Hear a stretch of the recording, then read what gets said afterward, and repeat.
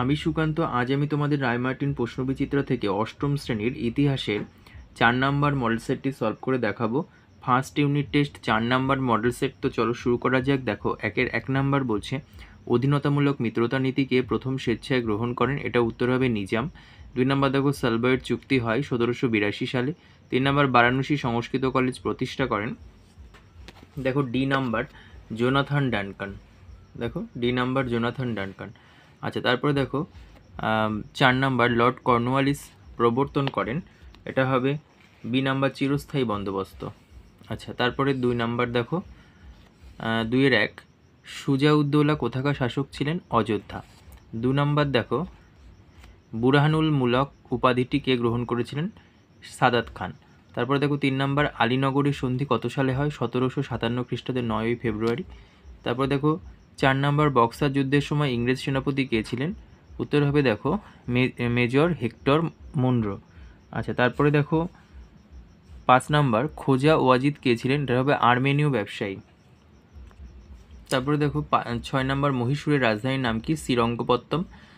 তারপরে দেখো 7 নাম্বার ঠগি দস্যুদের কে দমন করেছিলেন? Colonel Sleeman. তারপরে দেখো 8 নাম্বার জেনারেল অ্যাসেম্বলি ইনস্টিটিউশন কে প্রতিষ্ঠা করেন? Alexander Duff.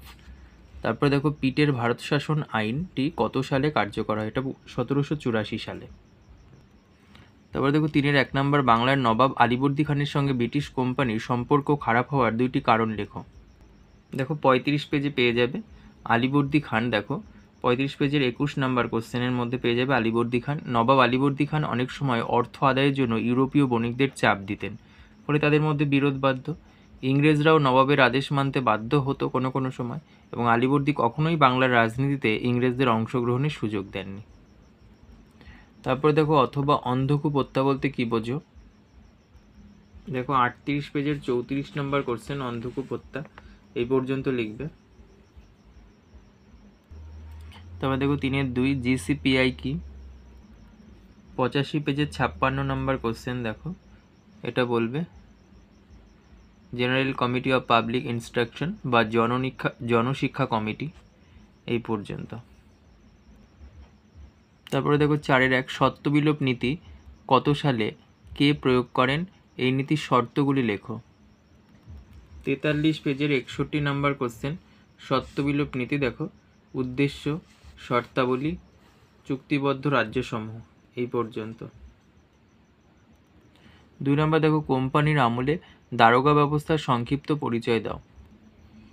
64 পেজের 11 নম্বর কোশ্চেন। দেখো এখানে পেয়ে যাবে পুলিশি ব্যবস্থা।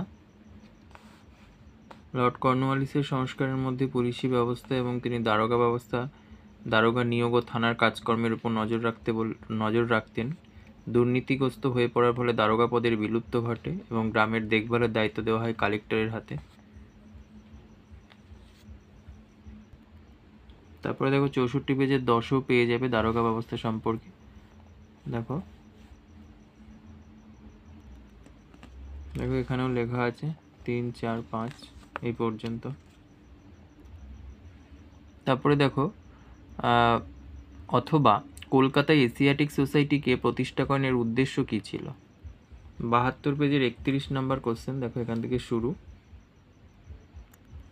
তারপরে দেখো এদিকে উদ্দেশ্য, কার্যাবলী এই পর্যন্ত।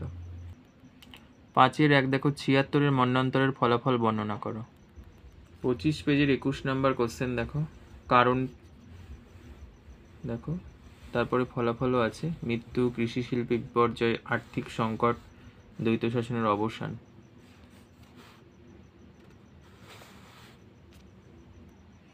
তারপরে দেখো 2 নম্বর ইজারাদারি ব্যবস্থা বলতে বন্দোবস্ত চালু করা ও তা তুলে নেওয়ার পেছনে কী কী কারণ ছিল? 75 পেজের 37 নম্বর কোশ্চেন। দেখো কোম্পানির জমি জরিপ,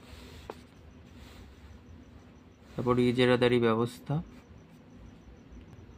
তারপর ইজারাদারি বন্দোবস্ত চালু করার কারণ, ইজারাদারি বন্দোবস্ত তুলে দেওয়ার কারণ এই পর্যন্ত। তারপরে দেখো অথবা টিকা লেখো উডের প্রতিবেদন।